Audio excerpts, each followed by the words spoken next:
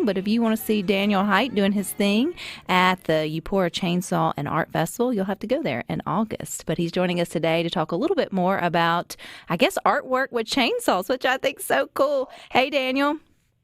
Hey, how you doing, Rebecca? I'm doing well, and I'm looking over at SuperTalkTV.com, the great photo you sent of you standing next to, I guess, a carving of Bully out of what kind of tree was that you carved Bully out of with a chainsaw?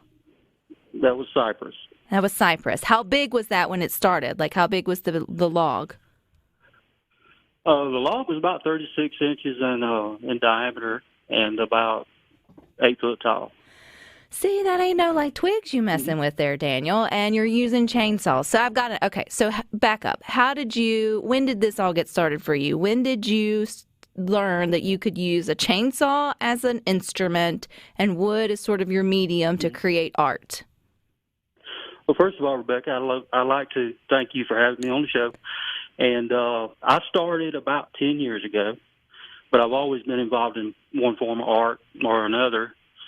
And what better way to create art than a chainsaw?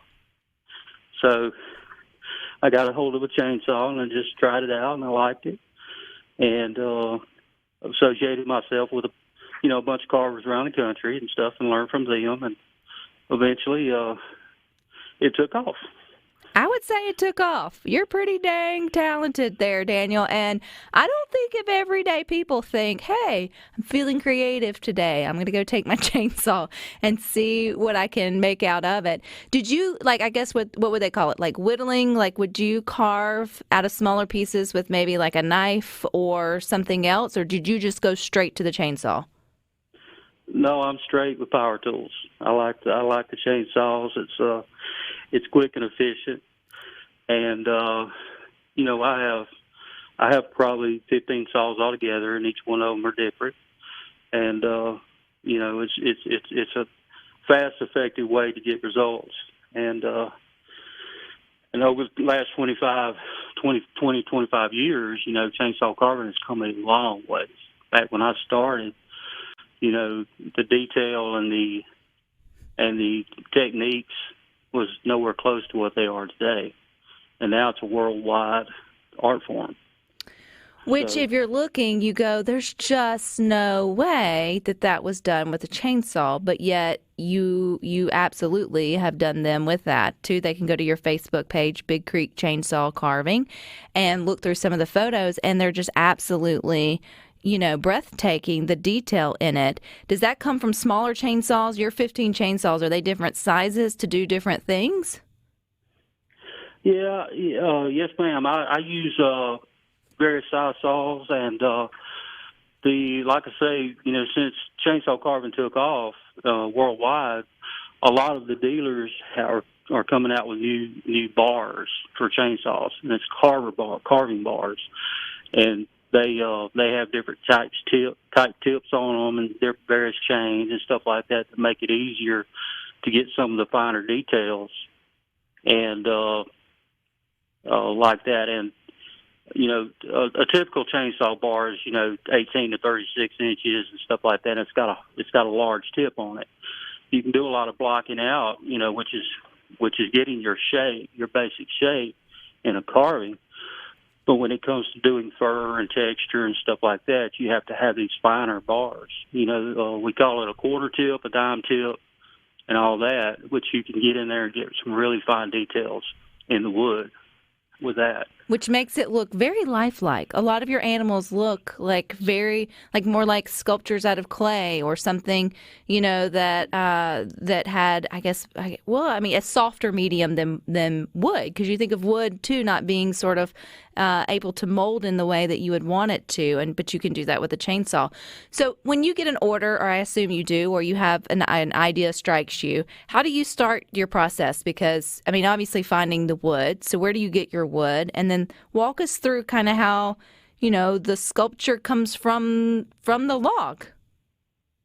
Okay. Usually when somebody approaches me wanting sculpture or something, I'll take, for example, one of the most unique projects I've been on is a project I did for the U.S. Forestry Service. And, there was a tree that had been blown down by a hurricane that was estimated at 261 years old, and it was on the National Register as one of the country's largest magnolia trees. So they wanted to preserve some of that tree, so they took the limb off that tree, which was 36 inches in diameter, and brought it to me and everything. So I have the log, and I get an idea of what a person wants, and then I start blocking it out. I don't use I use diagrams mostly. You're talking about the realism and stuff like that. I mostly use real life pictures and stuff like that to try to get as accurate as I can. Now I like to do realism. A lot of carvers do animated characters and stuff like that, but I mostly like to stay with the realism. But I did a large smoky out of this magnolia tree and everything, so it turned out really nice. What was the very first thing that you carved out of wood with your chainsaw? The first thing I carved out of wood was an eagle, and it looked like a chicken. And when I first got started, as I was learning and stuff like that on different techniques, like I said, and it just came, it just started developing and stuff like that. But the first thing I ever carved was an eagle. So what will you be doing at the Upora Chainsaws and Art Festival that's coming up August 9th through the 12th? Well, I appreciate Janet and Mary McCullum for inviting us, and this is going to be wonderful. It's one of the only state competition that we have and everything. I'm really excited about it, but the way I understand it after talking to Miss Janet is that we're going to have some speed cars there, which we'll take a piece and we'll have up to an hour to carve something out of that. But the main piece will be a masterpiece, which will take 3 days in developing a masterpiece and stuff. And I'd really like that to be a surprise. But you can keep it a surprise. Yeah. Yeah, I haven't even told Janet what we're going to do up there yet, but and everything. We've talked about a few things, and but I would like to just keep that as a surprise and everything. But I do specialize. I will tell you that I specialize in wildlife, and I like to do something real large and nice for them. How long does it normally take you, like your masterpiece, Daniel, or if someone commissions a piece? How long does it usually does it take you to get the sculpture from beginning to end? Usually about 2 to 3 days, depending on the detail and stuff, and usually about 2 to 3 days, and that's 8-hour days. Wow! Is this your full-time gig, Daniel? Do you do chainsaw art? Is that what feeds you? No, I don't do it full time. I say I don't do it full time. I do. I spend about 40 hours a week in it, so I guess that is. But I do have a side job. But I commit as much time, during the week and on weekends as I can to it. If somebody was interested in this, because I feel like somebody else out there probably thinks, maybe I would have a hand at this. I mean, where do you even go to try it out? Because that would be terrifying, too, just to crank up your chainsaw and get going, but maybe that's what you do. Is there somewhere you would send them or connect with you, or how do you learn more about the art? Well, first thing, they have to be safe with a chainsaw, and I recommend that they come to the event and watch the carvers, see if that's something that they like or interested in and stuff. And they can, I've mentored people myself, and I'd love to see more carvers in Mississippi.